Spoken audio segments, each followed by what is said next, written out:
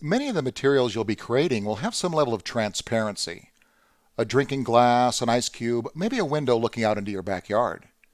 Max controls those transparent values using a setting called opacity. Here's how that works.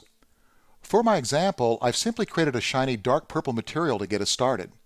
Now to get a better look at that, let's double click on that purple ball. We'll now resize the viewing window by dragging its lower right hand corner diagonally.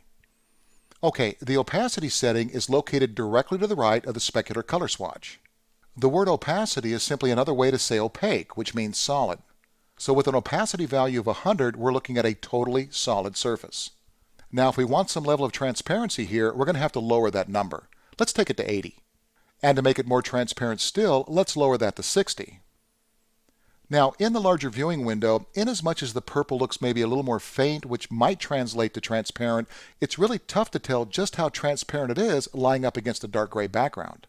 To change that, we'll go to the vertical row of icons on the right-hand side of the Materials Editor.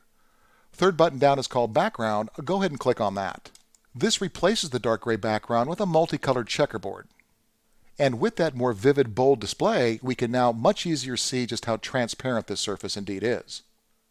Now, one thing to always consider when making transparent surfaces is, are you going to be able to see through the front of the surface to the back of the surface? If you are, you're going to need to go above the color swatches and off to the right-hand side, turning on two-sided. Now look at the difference there. If you walk around the house checking out some of the objects that are transparent, you'll quickly realize that some of those objects are more transparent in one area than they are in another. A glass vase would be a great example of that.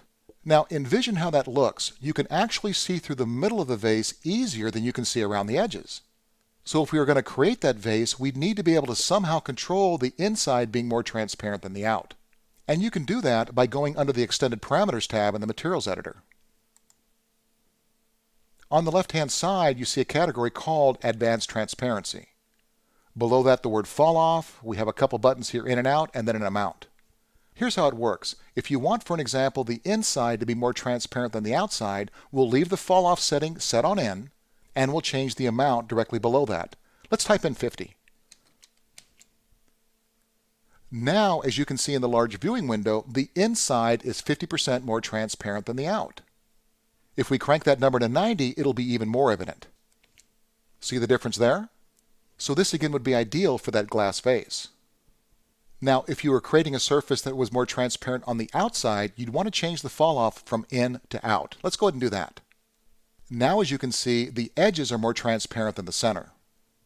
The majority of the time, I think, when you're adjusting this value, you'll be using the inward fall off, so let's change it back. Now, make sure you understand how these numbers read. The entire object is 40% transparent. The inside is 90% more transparent than the outside. So that'll now give you a little more control when needing to create a skin that incorporates some level of transparency. You've got the opacity value for the overall level of how transparent something will be, and the fall-off settings both in and out to control what areas might be more transparent than others.